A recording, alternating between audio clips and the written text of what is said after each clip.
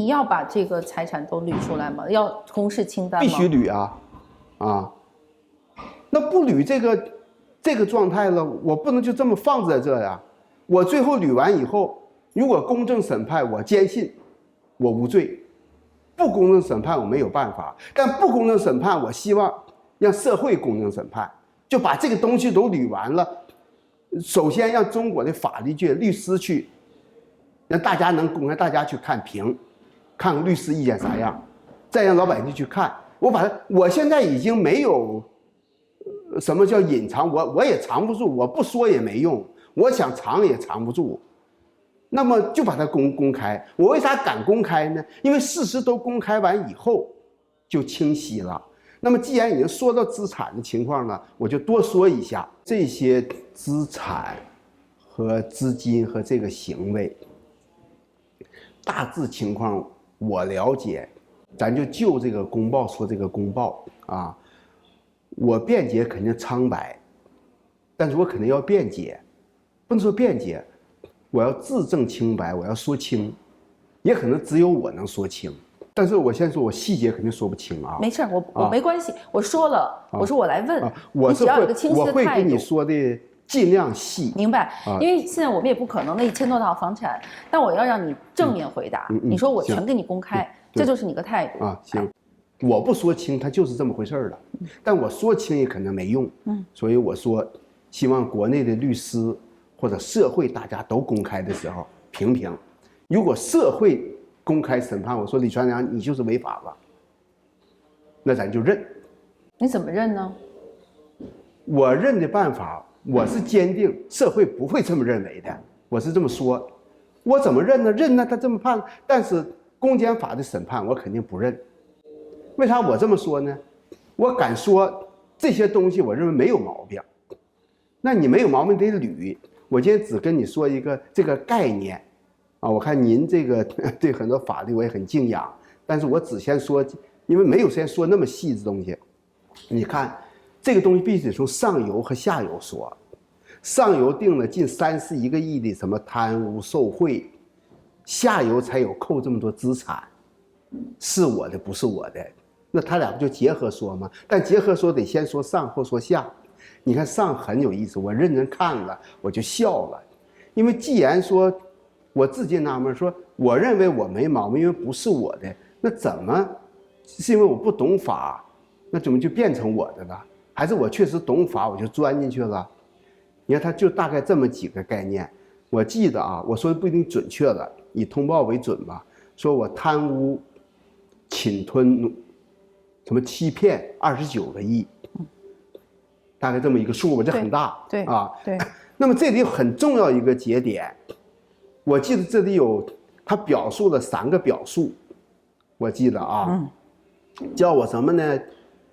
好像我利用我在大概的意思吧，我说熟了，利用我理解利用我在曾经工作时候的职权，和我辞去公职以后的职权，利用国家什么公务员的便利，就说这一点。对，还有说我利用呢其他国家工作人员的职权，利用其他国家人员的什么职权贪污，然后侵吞和骗取这2个词儿，这不说29个亿吗？为啥我说到这呢？那咱就分开说。好了，那我利用我职权贪污，这是一部分。那将来希望他公开捋，我自己认为是没有。咱先说这个词儿，我一会儿再说我所掌握的一些数据啊。我先说他这个给定性。那我辞去公职了，我利用我职权怎么去用？贪污啊，这很明确。贪污就是你能对钱有审批权、有支配权、有使用权。我离去公职了，我怎么去用它？你刚才说的贪污，你认为的贪污是指你在职权位置上，你直接收了的钱叫贪污是吧？对啊，还有是本身是国家的钱。一会儿咱再研究什么叫侵吞、欺骗定为贪污，这个罪名应该应该含义概念或几个主要指标得很明确啊。为啥我说这紧跟着我会29亿多，我知道的会解释呀？因为这么说明这个问题才能知道怎么回事儿。然后利用其他什么国家工作人员的权利贪污，利用其他那就是说白就其他人员可能我通过他们贪污了，那就这个。但贪污很重要一点啊，肯定是涉及的资金资产，你得能支配它，你得能拿到你手里来。这东西得是实的东西嘛，啊，说这个的，他明确还有一个，你就我是属于3个概念，因为我不懂这个法，但我对这个概念很敏感，侵吞和骗取，侵吞是揣到自己的兜里来了，骗取是采取了欺骗，这个我原来也凡是没研究这个法律，我原来他们很多出现案件也大概看过，欺骗是有手段的。好了，我要说这一点呢。他错了这么多的词儿，这么良苦用心的错这些词。你看，我辞去公职以后还利用职权，完了呢，我利用其他人的职权。实际贪污很重要一个节点，得自己的职权，你能支配、能行使、能管理。有人说是报销吧？对，还有人说你不是，一般大家会理解说你自己不掏这个。伸这个手要这个钱，但是跟你关系好的人，以前你做局长、市长以前结交的这些老部下，这些部下是有预算的、有钱的。还有就是这些企业以前跟你关系好，现在帮你挣钱，但这些在官方现在公安检察院认为，这都是属于跟你的原有的职权有关系的。认为也好，或者我说。编织也好，或者说不懂搞错了也好，这个无所谓。我为啥总强调公开如果他能都走公开程序，例如公开让我请律师，公开律师介入，公开律师阅卷，把所有东西能摆出来，公开审判，至于让我站出来公开辩护，那咱就把它说清它。这不是以理服人吗？以法服人吗？现在你看到他的那个公告里面，你认为哪些本身已经是就是伪造的呢？这我就说到点啊。你说我认为说100%大家也不信，我还是说这里头可能有我的失误，啊，但是有我的可能某些观点不懂，我承认我不敢100%肯定，但是我坚信，违纪、违规、违法、犯罪是4个概念。我首先坚信我没有犯罪，有可能违纪，也有可能违规，也有可能违法。什么违法不一定犯罪？例如工程，我后期跟他们研究做工程，跟他们去干项目，工程当中违法是有些招投标违法，那是犯罪。但是操作当中，我参与当中，有可能违反公务员法，违反什么法？违法是不一定犯罪，所以我想声明，我有可能有违法，但是我坚决否定犯罪。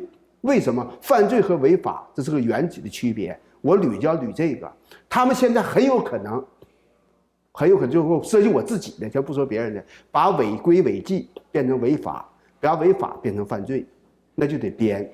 好了，说到这我就不再解释这个。我说到这，我估计明眼人看这些概念就能看出点大致的猫腻出来了。那么29.12，他扣这么大帽子，我了解一种情况，我没看到数据，因为我也不知道这个大数据呀，我哪知道这么多数呢？我初步了解，至少有这么3种情况。这3种情况可能是几个企业。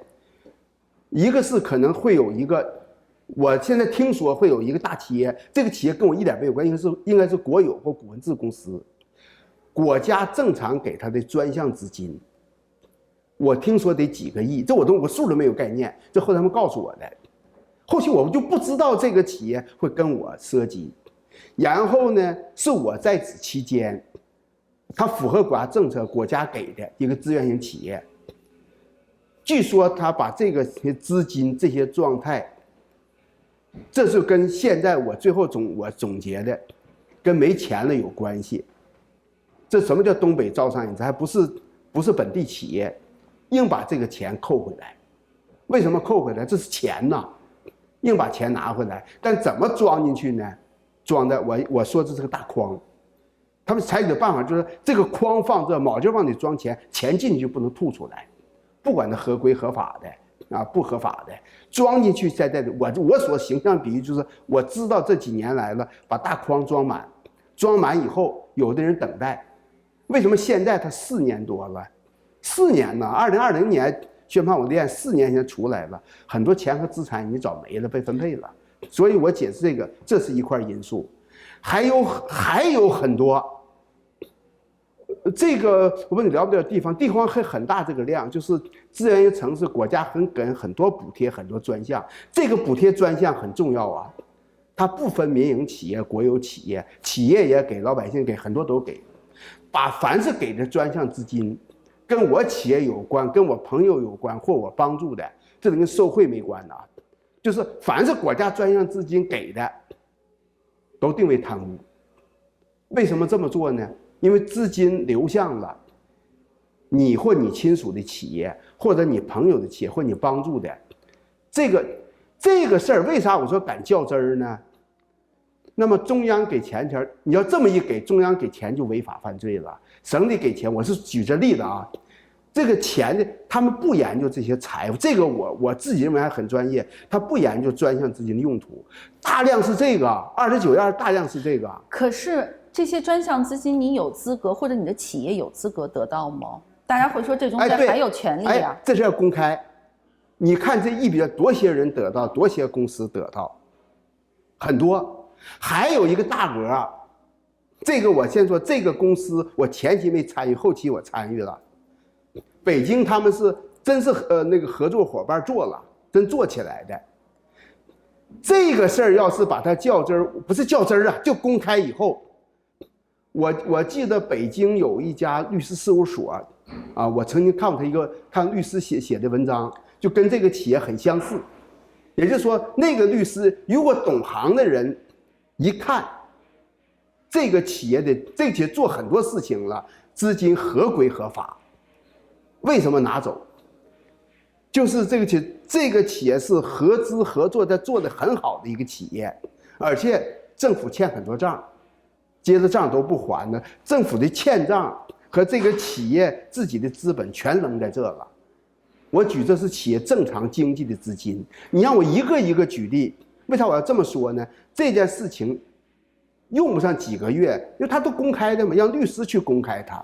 我现在我把这个概念说出来，我不是说的说不清楚它，因为这不是我不知道具体数据，我只能知道这个资金有哪些企业哪些事情，这是纯企业的。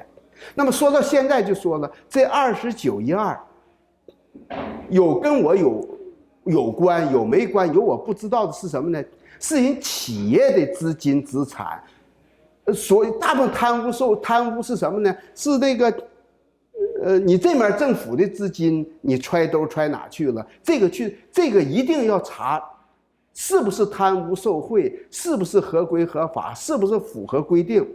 要看这个资金来的对不对？我总说上有嘛。如果资金来的都对，那你别的就不存在了。那么这个2912，我个人的断定它有可能个别毛笔3000万、2000万会有违规。如果说扣到犯罪上去，为啥后来给我气的，我说是抢钱了呢？咱们现在不捋这个业务了，你这么解释没用，我只解释让大家听听。它是怎么构成的？为什么他们说白了，就为什么这32现在，如果你说不是你的，或者说不是你贪污的，那为什么这32万亿现在全算你的贪污金额呢？哎呀，就像有些人说的是笑话了，我不说一个大筐，你说至少是我的啊，不能说是我的，甚至都有我不知道的，我看半天的清单，我不知道从哪来的。在这个期间，你被查被扣，有些人不知道怎么还给我打电话，还有现在有的人还想，感觉这事情过4年了，追一追吧。为什么这个东西出来了呢？但最后目的是什么呢？是这些钱最后要上缴吗？那我就把我的结论说了，我认为就是一种报复或迫害也好，就是因为那么多事情，这里还有办案员内部的暗箱操作，再就是我说就是抢钱，所以我很告诫很多人，你说这太不公了。但是我现在说没用，有一点就是，你这也是这2年为什么这么多热点呢？一个是几个反常嘛，人民法院报用1版半的篇幅来登你的这个公告，当然不太懂程序的人就以为这是特别大的事情，但其实它就是一个法院的公告，所以就是说它登法院报本身没有什么问题，但是你这个公告这个内容太长了，它罗列了这么多这个，那是证明你这个案子足够大，还是因为你这个人足够坏，还是因为你得罪了这个体制足够深，还是有一些个人要针对你，你现在自己怎么判断呢？就为什么弄这么长篇累牍的要攻击？这个不是一个原因。我自己呢总结这些教训呐，这么几个都有，综合到我这了。一个就是我从辞职开始，可能你也听说过举报市委书记，我就没想到，我早就知道别人告诉他在监狱里头还指挥呢，太厉害了。而且有高官，这是我得罪人，包括办案人员，那是放出这个风来了。但我现在说没人去查他。但我是辞职的时候，辞职了以后，然后纪检查，然后你做了举报，配合的举报。不是我在之前的举报。您说一下这个事儿。在之前举报，我先把这个原因说，这是一个原因。第二，就是我后来的这种发声。我这个发声，别人告诉我了，那个大领导你也知道是指谁，震怒，说我给体制内的干部带了个不好的头，那意思你不应该这么说。而且呢，我确实很理解、很同情、很认可这些民主啊、自由这些，我确实从心。那你出来是为了什么呀？后来我就公开喊了这些话，这个应该对他们来说已经变成一个政治和敌对了。那肯定，而且他内部开会说过，内部开会说一定得想法把我抓回去，一定让我所有的钱财都扣掉，他们内部都有文件，全扣掉以后，让他1分钱没有，这国内生活不下去。所以你问的这个钱财为什么这么做，就是有关系没关系，企业得给你扣干干净净，这不说是一个。第三，这里头他们办案当中。我要事后还有会提供很多，他们已经相当是财政局长了。他这个办案人员把这些钱你要对账，我懂资金都被用了，没有了，资产都被用了。你也知道，查封是吧？谁也不能用，封存在那，不是，钱也没了，资产那房子该卖该处他们都用了。现在是在销账，我说这意思，现在销账，而且你看见公布，还有些没公布，他分配完了。我们这些企业，他把企业接管了。我可以举真实例子，一个企业我们干开发工程欠他200万，他一下还你2000万，替我们都还钱，私下都分配了。很多人分配，这能没有暗箱操作吗？有人给过我信息，这一言难尽，很多了。所以你问我这个状态，这个结果，说是个怎么个数据，那我就说这些情况。你还有说的那个受贿4000多万，那是我辞职以后，我17、18年跟他们承揽的工程，我就一个工程，我们挣的钱变成这个了。这些东西先不用说，因为我知道这个数据真实，它都有。因为上游这些东西不成立，它编程成立了，它是这么关。然后下游很多资产为啥我不知道呢？因为他只有把这个大框给我定的足够大，然后开始就扣钱。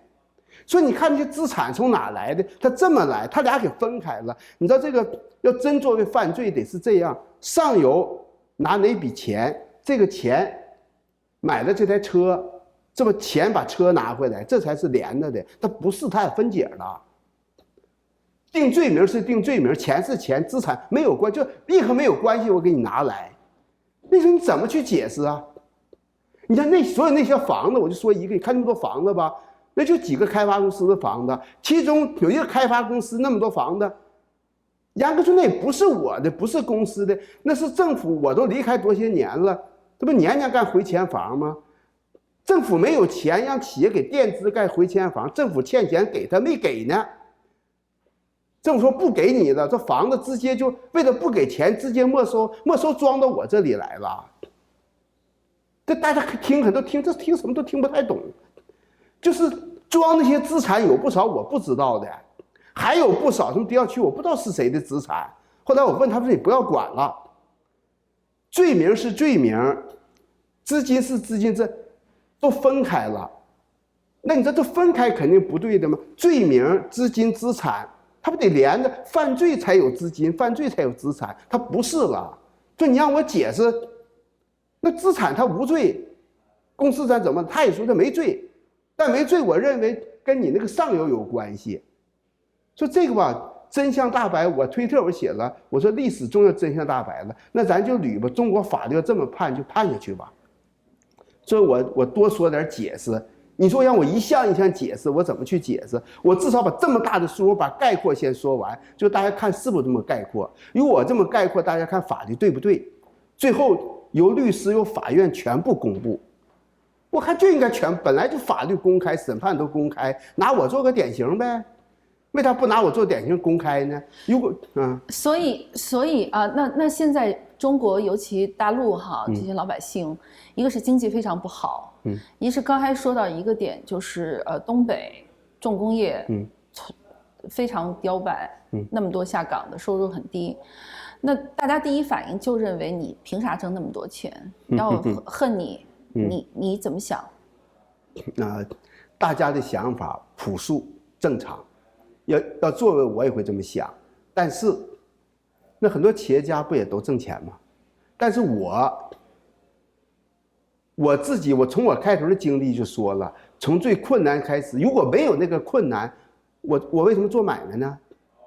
那么做了买卖，我做成功了，我有能力啊，我为什么又敢辞职呢？除了体质看不透以外，看透了身体有病，这是因素之一。我有能力下海自己去干呢。也就说的话，用那个孔令宝话，我不再给你共产党卖命了，我给自己卖命吧。那我自己卖命，我靠我自己的双手，靠我自己挣来的。那中国民营企业那首富很多呀，首富你难道不辛苦吗？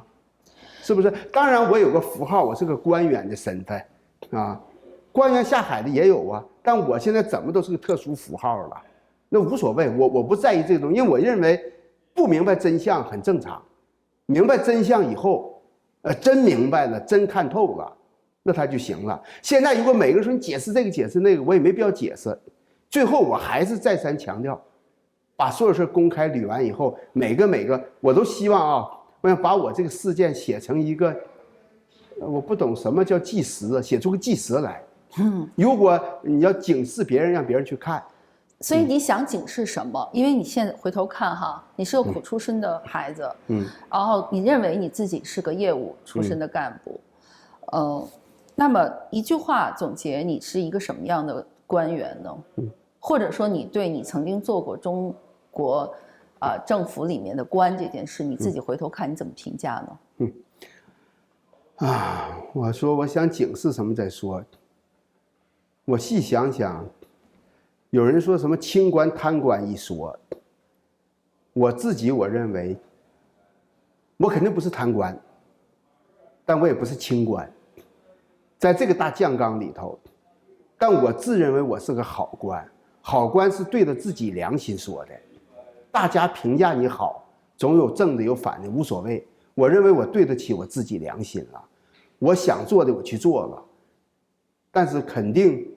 好官很多事情也没干好，我认为像我这样的官会很多，真有很多，那就不错了。你要说对官的评价，那我自己就这么评价。那做商人、做企业家，如果你觉得如果不是你做过官的这个资源，你做得了企业吗？或者我换一个说法，因为我也其实见过和采访过很多中国的企业家，尤其民企。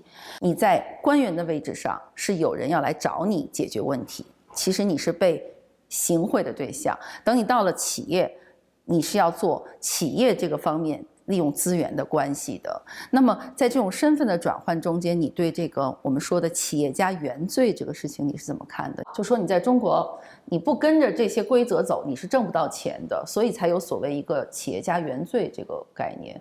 你认为你自己有原罪吗？要说原罪，我理解一下，那就是你原始的资本，是不是？原始的行为。对，就是第一是你的原始的资本，第二就是说，只要你要在中国只要你在这个环境里面要挣钱，就你刚才说的，在这环境里面，人家要送钱，我也不能不接，我不敢接，我也得有别的办法满足他想送我钱的心。你刚才不是这么说吗？那企业反过来，如果他们想做事情，他就要去打通方方面面的这些关系，他就也在违心的去巴结你们在位置上的官员。明白了。你是2个位置都做过的，所以现在回来你再看，你怎么评价这个企业家原罪这个概念？我明白了。第二个问题，你自己有这个原罪吗？或者你在这个企业家原罪里面，你是一个什么角色？行，我说2点。第一点，我现在想明白了，包括很多企业家都会有原罪。为什么会有？但这个原罪啊，是一种不一定是法律上的那个罪，我是这么说啊，它是一个规或者包括道义的，指什么呢？就像你说这个，第一桶金，第一次，你像我说了，我爱人第一次开配件店，我利用我的职权跟很多人打招呼，刚我说了啊，我虽然优惠你们去修车，那么优惠的条件是什么呢？那就是说，只有我认为它便宜了，但是我也打招呼了。还有，那太多了。你说送礼啊，包括给税务官员送礼，各种情况这都有。甚至你打招呼找人办事情，就现在中国这个法律，他没违反他的法律面法规，但是这算利用职权。所以我再三强调，我总是怕别人误解，说你违法了。为啥我说的违法犯罪？这也是律师给我讲的，违法不一定犯罪，你要知道哪个是违法点啊，我才知道。所以这么看，你说我们中国的企业家最开始创业的时候，多种原因吧，不懂法，懂得法没有办法啊，有的那个情况，尤其被别人索要索贿的时候怎么办？所以因为这个原罪躲不过去啊，如果叫原罪严重来说，我现在是个第二点，我说我是个虔诚的基督徒，很多牧师就说一开始我没懂，我首先我每天的祷告，请天父上帝豁免我的罪，我承认我有罪，我到现在，我说白我就有罪，我老母亲没人管，我孩子我为什么生存呢？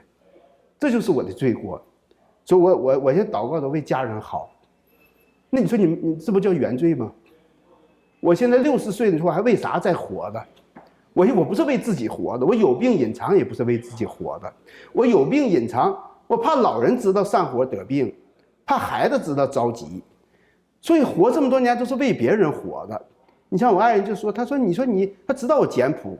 我到这来学英语，就买2手车，然后想考证，语言不行啊，还想去我好几个地方学会计，还想打工去就业。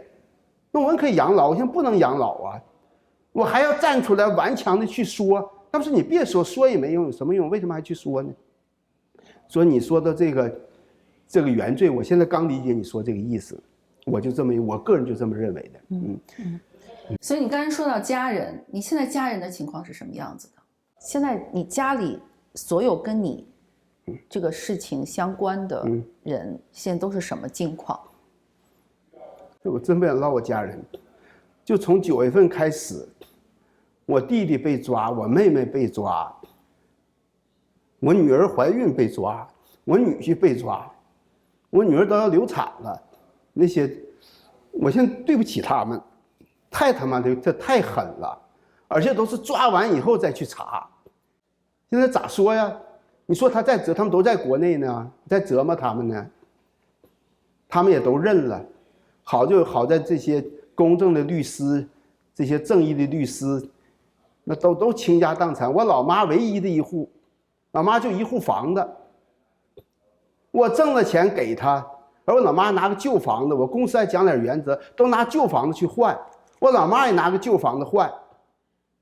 他们底下那些人勾兑，很多人当时我为了照顾人，大家知道我做公司前很多跟我的员工，我说咱们做开发的，但困难都分一套房子吧，但分房子不能白给呀，拿旧房子换新房子。都拿一个30平方米的小破房子换个80米大房子，这换完了5万块钱都值30万，那都相当福利嘛，都换，每年都换。那咱们开发呢，你给他个成本价一样点呗。这大家都知道，我这么多年做项目做生意，我一直秉说，做项目一定让别人先挣钱，我再挣，合伙也这样。你不能光想着自己挣，谁傻呀？我做人一直很大气很大度，他们都知道。为啥我说这个？你问家人呢？等他们监察委没收房子，那些人都没没收，就把我妹妹的、我弟弟的、我老妈的，他们还唯一住房，那里头你看有。这我老妈80岁的，我老妈没有房，这不需要，那房照什么都有了。我说那怎么不一视同仁呢？所以那个公告里很多的名字都是你这些亲戚的。对呀，那他们合规合法的房子就收来了。我老妈这个状态，我老妈搁国内总看新闻，我实在太难受。而且我老妈他们都知道，我那时候吧，我是一辞职，我就为了我陪我老妈睡觉。我老妈这个，我老爸早就去世，64岁就去世了。我现在再逼都每天我得装出笑脸跟我老妈，我就为老妈活的嘛，没人照顾的都。你母亲多大岁数啊？83了，糊涂了，没有人照顾。弟弟被抓。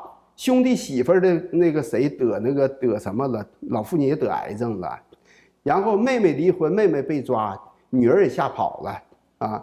完了，我唯一的女儿女婿都被抓，没人照顾的，人都那么多老人呢。你说就这么个状态，完唯一的房子也没收，我妹妹都是唯一的，就这个状态，你说我现在怎么说？我想后来律师说他们也都被判了，都被。我现在都不敢说冤枉，那再折磨他们呢？你怎么办呢？所以我最后呢，我后来声明了，他们再有亲情，为了不刮连他们，而且大部分人亲属也都变了，我在这里声明，我跟他们全都断关系了，彻底断了。后半余生我自己过，我都想好了，美国这么好，我可以死在养老院嘛，然后。他们呢，只要不受我牵连就行了。这我一天天在呼求上帝，我只呼求他们平安，我不呼求我自己，我无所谓了啊，这个状态。所以说家人呢就这个状态，还有我的亲属都很近的，我那个大舅哥家的嫂子被抓，这都植物人了，进去以后那个打的，最后从看守所不行，给扔到医院，不扔到法院交的嘛。法院不管扔到医院，扔2万块钱，亲属见不到，亲属说：“哎呀，可算能见人植物人了。”完了，后来说到医院了，照顾你们，终止起诉，人现在已经植物人了。你说都这状态，还有朋友死在那里的，还有后来死的，得重病的，就这些亲属现在都因为这一茬，这个哎呀，这太苦了，太苦了。所以现在你回头看看，其实你的人生是有几个大的转变的。刚开始做公务员、官员，后来下海做企业家。我的问题是，当年你是成功的官员，做到副市长嘛，后来是成功的企业家，挣到钱了。可是现在你60岁，坐在这里垂泪。我的问题是，如果回头看，你会觉得在哪个点上你可以重新来？哪个点上你做错了？什么样的选择？我说实话，我认为我的人生不成功，确实不成功。不管是当官搁公务员，我不适合从政，就不应该从政，这都是我不成功的表现。既然从政了，也不应该那么光搞技术、光搞专业，那么抗衡，甚至参与他们有些。反映实名举报，我不是我后悔啊，我说我不成功这一点。还有家人，你说普普通通的生活了，家人也都很安全，也都很好。尤其后来做企业，我后来说过，我不是开玩笑，我就真心的问，我说谁叫为啥现在我对企业很同情？我说咱企业才是为人民服务的，因为我这个抓财政收入、统计纳税，发现为啥我现在很同情民营企业呢？这广大的就业，你别看给1000、2000，真正稳定的是民营企业，真正民营企业老板把员工当作他给你奉献呢，所以真正是为人民服务的。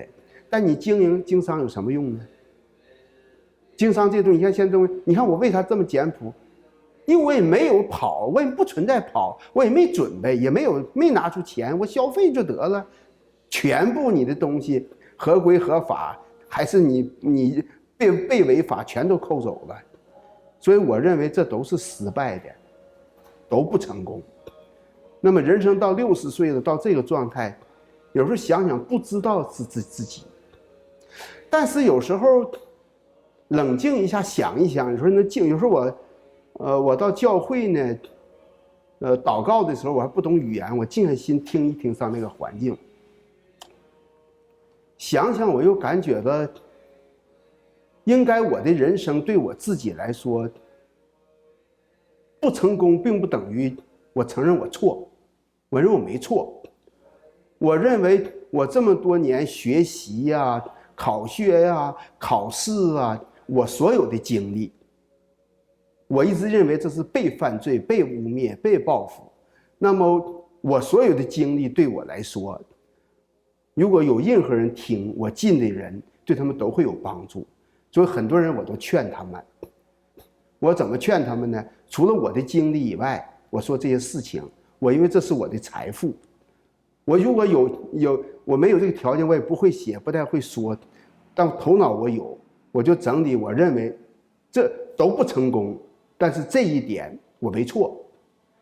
尤其我到了美国以后，我说实话，你看到美国就说最简单的，我很珍惜，因为这些媒体记者很多啊。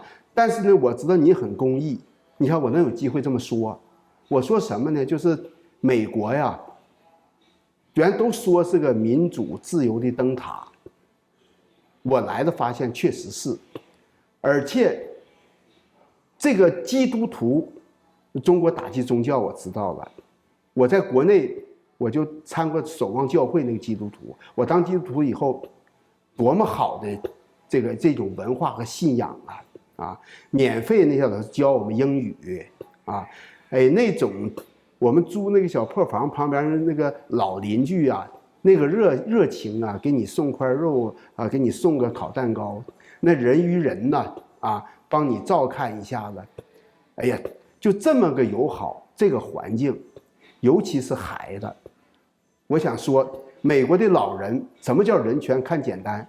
我刚来不会开车，开车的时候学，他们说看见死道不车一定停。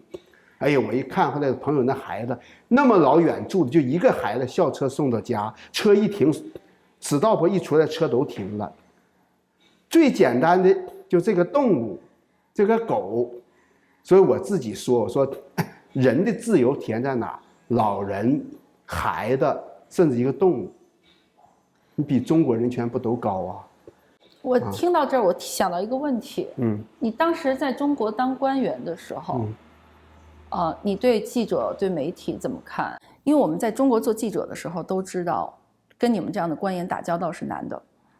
我现在想问的是，如果你现在回头看，在你当时做市长、做财务局长，如果遇到强拆的事情，记者去报腐败，去报强拆的问题，去报你的这个预算中间的各种招拍挂的不公的地方，你会怎么对待像我这样的记者？还有那个时候你意识到过中国不自由这些吗？就因为你刚才说到了，你觉得美国有言论自由，有宗教自由，有这个基本的尊严，你这些东西你在中国这么多年的时候，你想过吗？有过讨论吗？或者你们官员之间有过讨论，有过思考吗？以前没有。以前指什么呢？至少这30多年工作的前25、6年没有。我没有是因为光忙活业务也顾不上。再就是呢，这些官媒啊，它都是通稿，我们知道那就是形式，也不需要你表露什么，你表露不出啥，甚至他那个稿都写完了给你看一看，是这个状态。但是呢，后期，尤其是我辞职那个，就那前2、3年，就开始能看见国外媒体了，就开始能听说了。最明显的，我看病前在香港嘛，反送中我感受到了。哎呀，那个状态，普通老百姓的状态，就逐渐就开始感受到什么呢？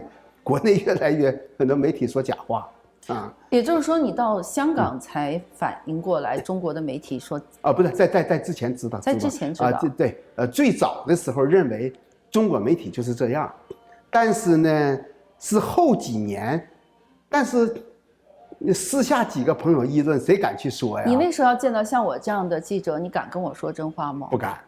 你会跟我说话吗？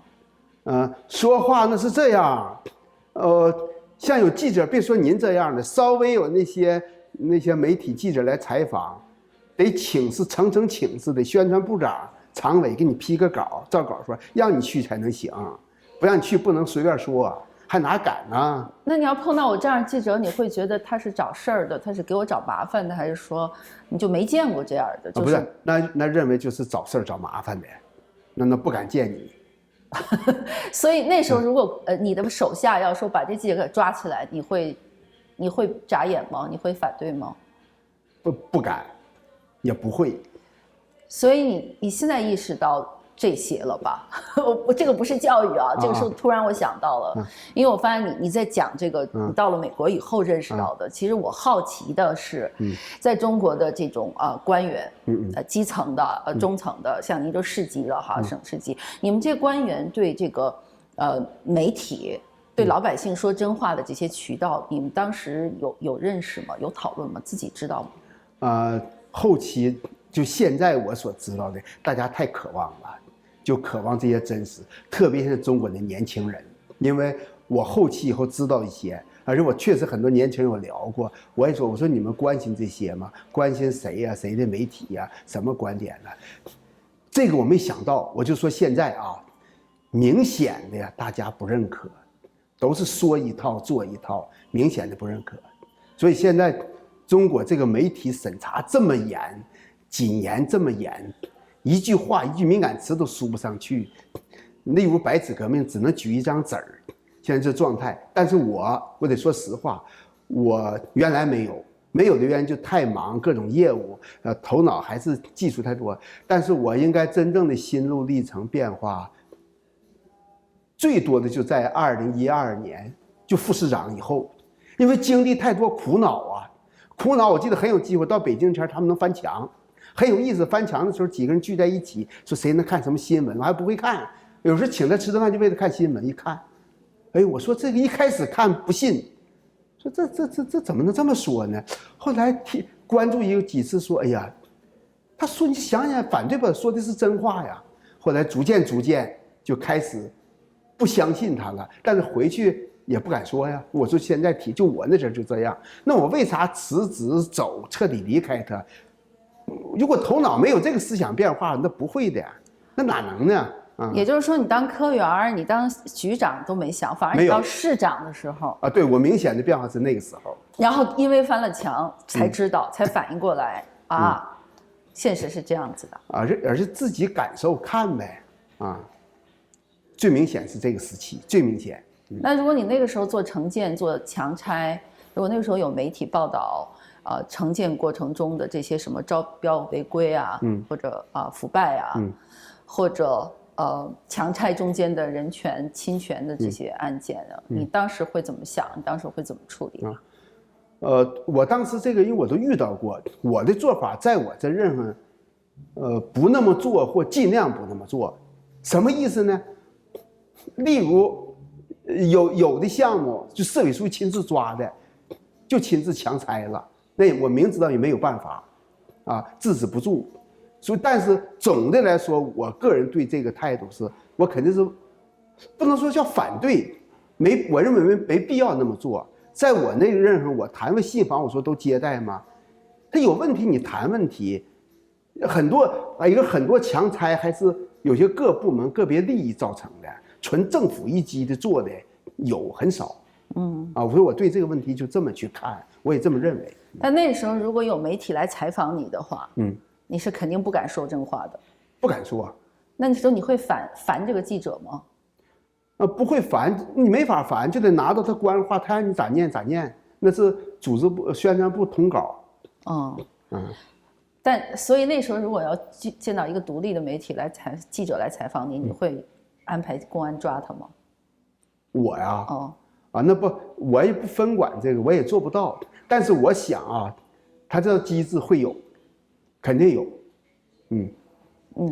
我这些问题真的是出于我们专业的这个好奇因为我们在中国都是做时政的，天天其实就在报道这些抢债普通老百姓的这些不公。当时一个说法就是很多人认为没有不公，是因为你可能在某一个点上还没有意识到。但当你意识到有不公的时候，你会突然发现其实有独立的媒体让你说出真话，这点挺重要的。所以我突然感慨，因为你有一个身份的这个强烈转变嘛所以听着你这么说，我就明白了。好的，那今天我们就到这里，谢谢你的时间。谢谢，也感谢你广大的观众因为您做的节目好，你的观众应该是很优秀的。好。